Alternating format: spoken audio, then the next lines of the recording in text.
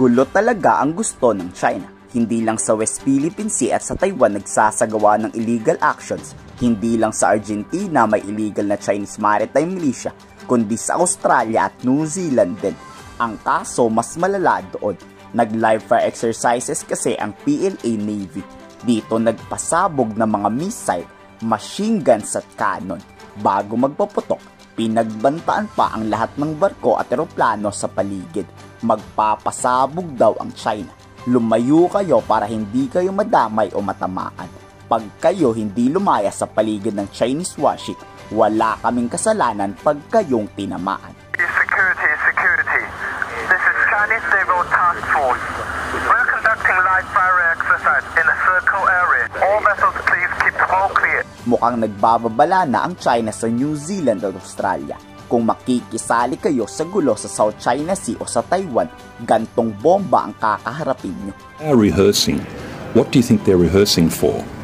Land strike missions against Australian infrastructure and bases is unacceptable. We need 24/7 situational awareness of everything going on in our sea and air space around us. Nang tinanong naman ng Chinese ambassador sa New Zealand, bakit nagsasagawa ang China ng military exercises drills doon?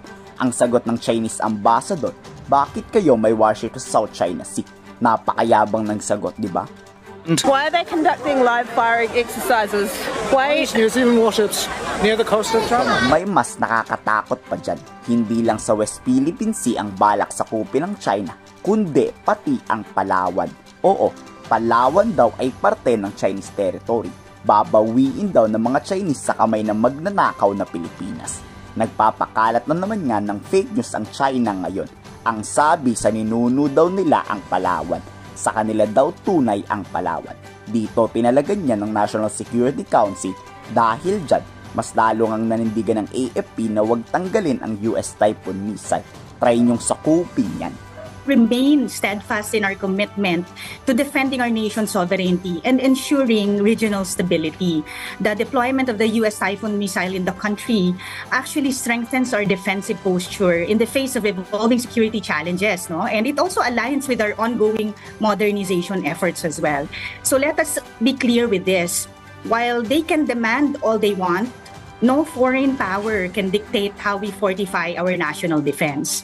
So the overarching premise here is Philippine sovereignty over security decisions. No external party has the authority to dictate our defense posture. No, every decision we make is actually based on what is best for national security. Talagang nagsasanay nga ang China sa giyera. Dapat lalo pang pag-igtingin ng AFP mag-ensayo din para dito. Kayo, ano sa tingin nyo ang balak ng China? Bakit pinapakalat nito ang kanyang mga warships? Ikomento sa baba ang inyong salobin.